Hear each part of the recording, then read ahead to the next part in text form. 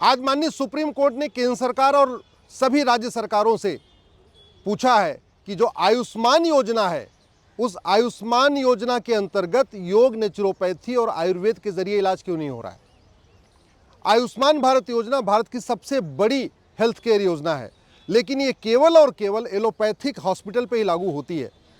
जहां MBBS doctor इलाज करते हैं वहीं पे ये लागू होती है।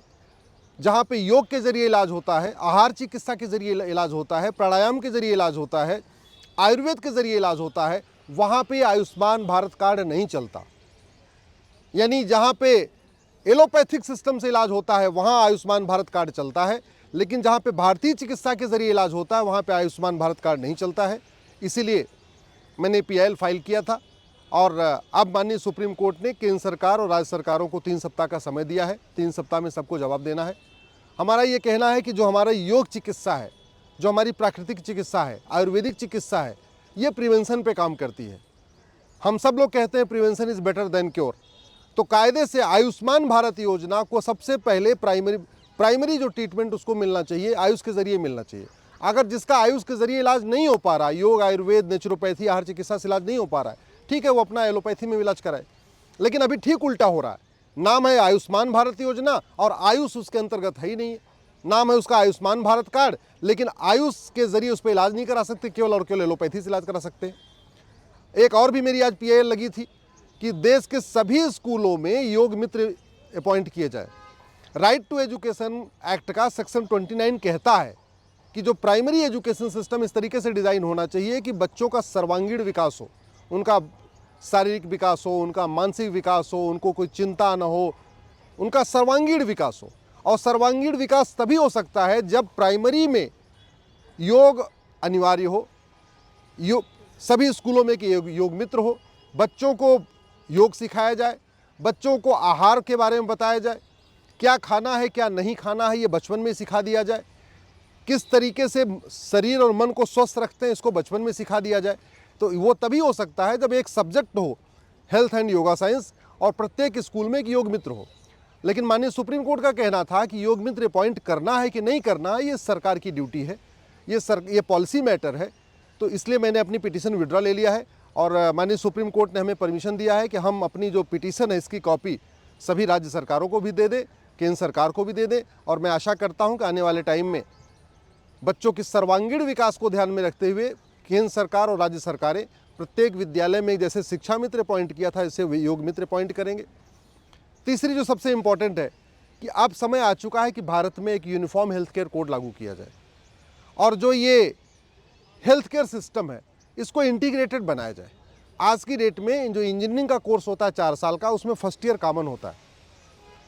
जो आपका लॉ का कोर्स होता है उसमें फर्स्ट ईयर कॉमन होता है। एमबीए का जो कोर्स होता है उसमें फर्स्ट ईयर कॉमन होता है। लेकिन जो मेडिकल का कोर्स है एमबीबीएस, बीएचएमएस, बीएमएस, इसमें फर्स्ट ईयर कॉमन नहीं है। कायदे से जो फर्स्ट ईयर है वो कॉमन होना चाहिए और फर्स्ट ईयर में केवल भारतीय चिकित्सा के बारे में पढ़ाना चाहिए। जो 3 दोष होते हैं उनके बारे में बताएं, शरीर कैसे काम करता है उनके बारे में बताएं। फर्स्ट ईयर में महर्षि धन्वंतरी को पढ़ाना चाहिए, महर्षि चरक का जो महर्षि चरक ने लिखा है उसको बताना चाहिए। फर्स्ट ईयर में चाहे वो आगे चल के एलोपैथिक डॉक्टर बनना है या आयुर्वेदिक डॉक्टर बनना है, लेकिन फर्स्ट ईयर में सभी छात्रों को महर्षि चरक, महर्षि सुश्रुत, महर्षि सारंगधर, महर्षि माधवकर, महर्षि वाग्भट, महर्षि भावप्रकाश, महर्षि धन्वंतरी, इनके बारे में पढ़ाया जाए। जो उनका रिसर्च है, जो उनकी किताबें, उनको पढ़ाना चाहिए, जिससे फर्स्ट ईयर में भारत के सभी जो भावी डॉक्टर हैं, जो डॉक्टर बनने वाले हैं, उनको बेसिक नॉलेज हो जाए, उनको प्रिवेंशन की नॉलेज हो जाए। हमारी जो भारतीय चिकित्सा व्यवस्था है, चाहे वो योग विज्ञान है, चाहे आहार विज्ञान है, चाहे वो नेचुरोपैथी है, ये प्रिवेंशन के ऊपर काम करता है। ये अगर आप एक बीमारी का इलाज कराते हैं तो 5 बीमारियां और ठीक हो जाती हैं।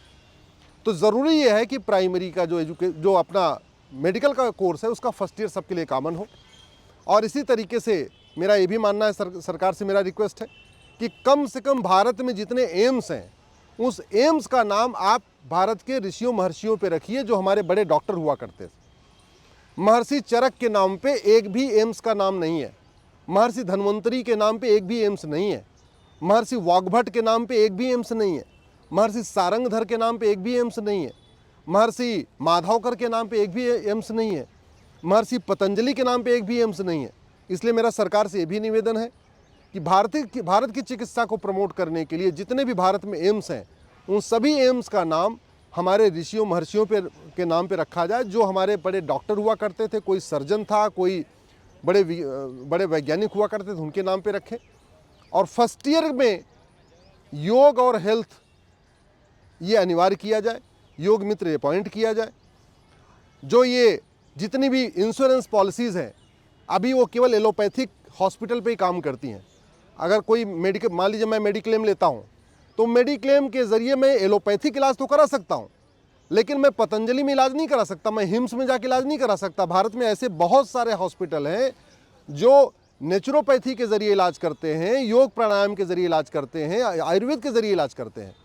तो न तो जो जितनी मेडिक्लेम पॉलिसीज़ हैं वो काम करती हैं भारत आयुष के सिस्टम पे, न हमारा आयुष्मान भारत करता है। और जितने भी गवर्नमेंट एम्प्लॉइज़ को सुविधाएं मिलती हैं, चाहे वो सेंट्रल गवर्नमेंट का CGHS कार्ड है या राज्य सरकारों का जो हेल्थ का कार्ड जो सरकारी एम्प्लॉइज़ को मिलता है, उस कार्ड के जरिए भी केवल और केवल एलोपैथिक इलाज करा सकते हैं, आयुर्वेद में इलाज नहीं करा सकते। तो इससे क्या हो रहा है कि भारत की चिकित्सा व्यवस्था के साथ सौतेला व्यवहार हो रहा है। योग, नेचुरोपैथी, आयुर्वेद के साथ सौतेला व्यवहार बंद हो, इसके लिए ज़रूरी है कि डॉक्टर का मतलब केवल MBBS नहीं होना चाहिए। डॉक्टर का मतलब नेचुरोपैथ डॉक्टर, डॉक्टर का मतलब आयुर्वेद डॉक्टर, डॉक्टर का मतलब जो हमारी भारतीय की चिकित्सा है उसका भी होना चाहिए। हॉस्पिटल का मतलब केवल एलोपैथिक जहाँ इलाज होता है वही नहीं होना चाहिए। जो हमारी प्राचीन चिकित्सा पद्धति है वहाँ से भी ये लागू होना चाहिए। आशा करता हूँ कि अब 3 सप्ताह के बाद जब सरकार का जवाब आएगा तो इस विषय पे सरकार कुछ कंक्रीट स्टेप लेगी और भारत की चिकित्सा व्यवस्था योग, प्राणायाम, नेचुरोपैथी को प्रमोट करने के लिए एक समग्र इंटीग्रेटेड हेल्थ केयर सिस्टम लागू किया जाएगा और भारत की चिकित्सा के साथ सौतेला व्यवहार बंद किया जाएगा।